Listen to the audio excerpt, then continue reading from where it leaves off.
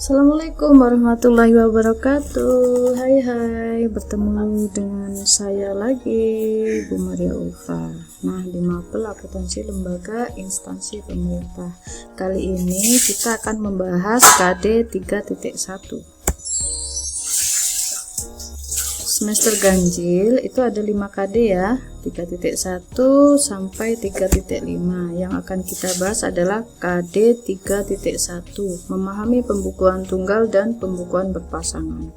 Pada KD ini ada 9 item yang akan kita bahas, yaitu tentang pengertian akuntansi lembaga atau pemerintah, karakteristik pemerintah dan organisasi non-profit, tujuan pelaporan keuangan, komponen laporan keuangan, pengguna, prinsip-prinsip akuntansi lembaga, siklus pengelolaan keuangan negara, pembukuan tunggal akuntansi, dan pembukuan berpasangan. Nah, seperti yang sudah dijelaskan sebelumnya ya, dalam pengelolaan keuangan desa ada perencanaan, pelaksanaan, penatausahaan, pelaporan, dan pertanggungjawaban. Nah, dalam sistem pembukuan akuntansi ada 2 sistem ya. Yang pertama adalah sistem pembukuan tunggal yang disebut juga single entry. Dalam sistem pembukuan tunggal, yaitu sistem pencatatannya lebih sederhana ya.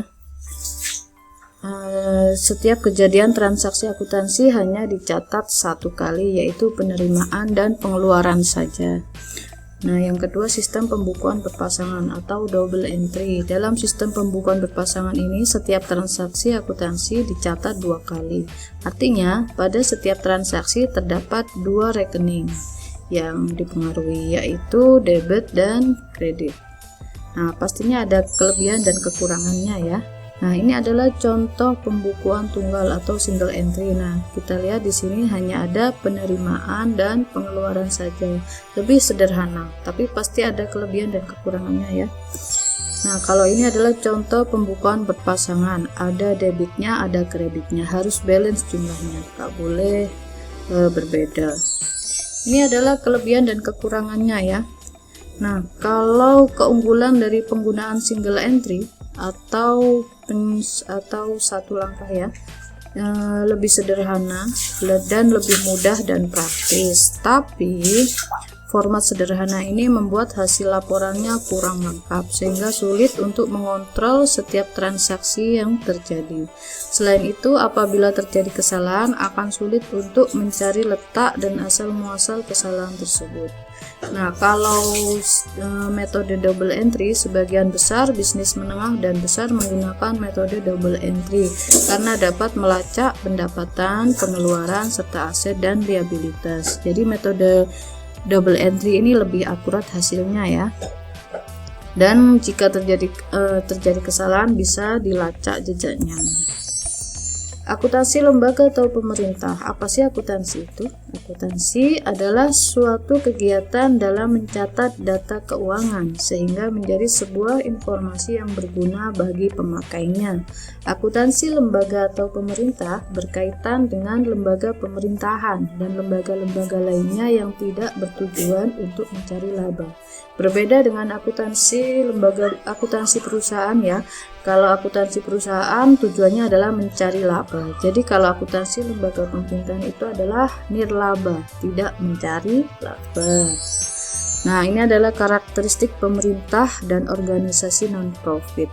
Kegiatannya tidak bertujuan mencari laba, melainkan meningkatkan pelayanan kepada publik atau masyarakat dan kegiatan yang mirip dengan perusahaan. Organisasi jenis ini memperoleh pendapatannya dari menjual jasa kepada masyarakat dan dikenal sebagai organisasi kuasi nirlaba. Tujuan pelaporan keuangan lembaga atau pemerintah yaitu menyediakan informasi yang andal dan relevan, khususnya berkaitan dengan pengelolaan keuangan negara. Nah, komponen dari laporan keuangan atau lembaga pemerintah yaitu ada istilahnya LRA, yaitu laporan realisasi anggaran.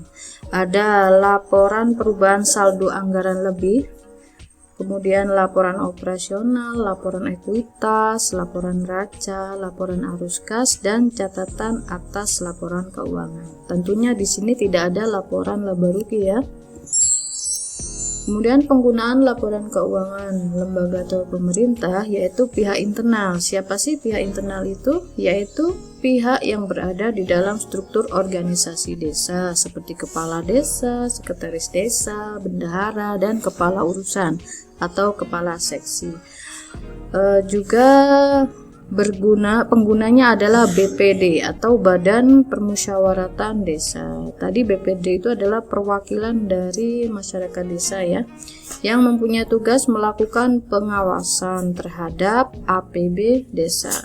Kemudian berguna juga untuk pemerintah dan pihak-pihak lainnya seperti lembaga swadaya desa, RT, RW, dan sebagainya. Prinsip-prinsip akuntansi lembaga atau pemerintah. Nah, ada berbagai macam prinsip ya. Yang pertama adalah prinsip harga perolehan. Prinsip ini mempunyai aturan bahwa harga perolehan dari harta atau aset, kewajiban, dan pendapatan dihitung dari harga perolehan sesuai dengan kesepakatan oleh kedua belah pihak yang bertransaksi. Nah, ada juga prinsip realisasi pendapatan. Realisasi pendapatan yaitu merupakan pembahasan mengenai bagaimana mengukur dan menentukan nilai dari pendapatan yang diperoleh. Dapat diukur dengan penambahan harta dan berkurangnya utang atau bertambahnya jumlah kas. Pencatatan pendapatan pada pemerintah desa pada dasarnya dilakukan pada saat terjadinya transaksi dan dapat dilihat berdasarkan jumlah kas yang diterima. Selanjutnya adalah prinsip objektif, yaitu merujuk pada laporan keuangan yang didukung oleh bukti-bukti transaksi yang ada. Selanjutnya adalah prinsip pengungkapan penuh, yaitu pembuatan laporan keuangan hendaknya mengungkapkan sebuah informasi penuh yang tersaji dengan baik secara kualitatif dan kuantitatif yang dapat mempengaruhi pengambilan keputusan. Selanjutnya ada prinsip konsistensi, yaitu dalam pembuatan laporan keuangan harus mempunyai nilai konsistensi dalam menggunakan metode, pedoman, dan standar dalam pembuatannya. Nah, ini adalah contoh pembukuan tunggal atau single entry. Nah, ada berbagai macam transaksi ya, contohnya adalah tanggal 3 Januari 2016 diterima iuran wajib warga tahun 2016 sebesar 2.500.000. Nah, namanya diterima berarti penerimaan ya. Nah, dalam buku kas umum ada buku bank desa.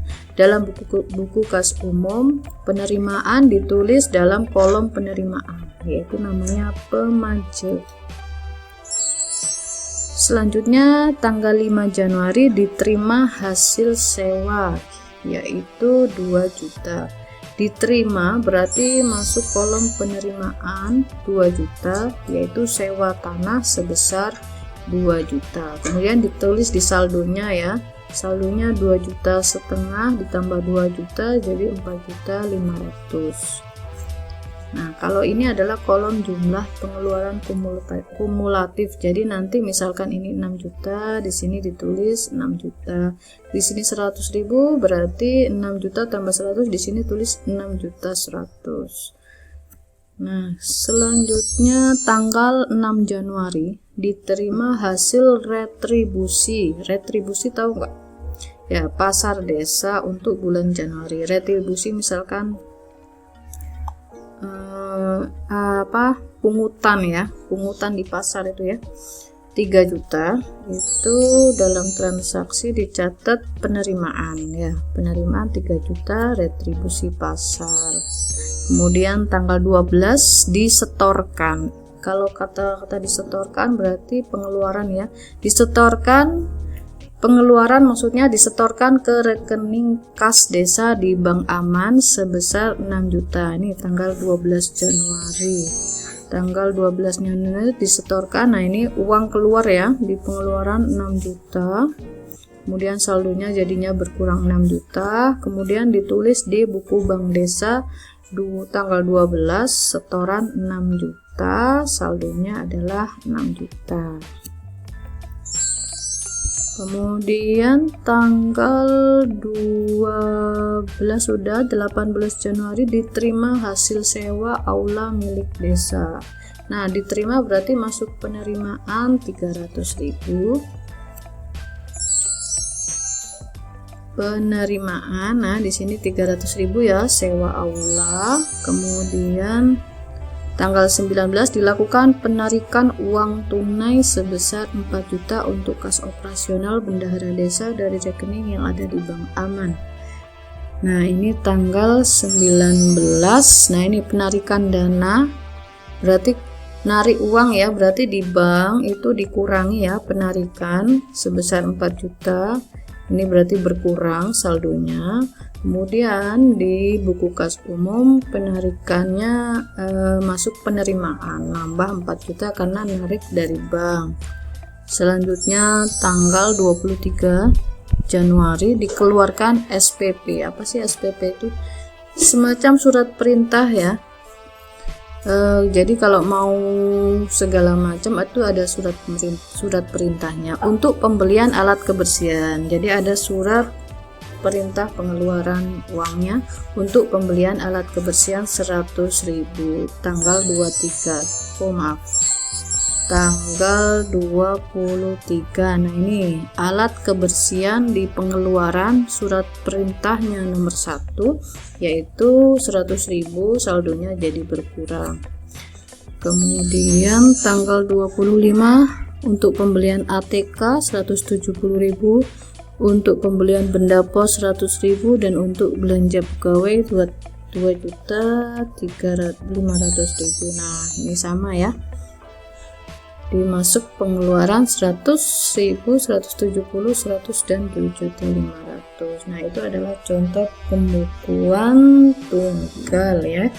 Jadi desa masih menggunakan single entry ya, penerimaan dan pengeluaran saja, tapi sudah memakai digital yaitu sistem keuangan desa Siskeudes. Jadi semacam aplikasi ya. Nanti di kelas 12 kita akan belajar tentang Siskeudes, sistem keuangan desa. Nah, ini meski di kelas 11 kita masih belajar manualnya. Oke, sekian, terima kasih. Kita akhiri dulu ya. Assalamualaikum warahmatullahi wabarakatuh. Sampai jumpa di video KD 3.2 selanjutnya. Assalamualaikum, dadah.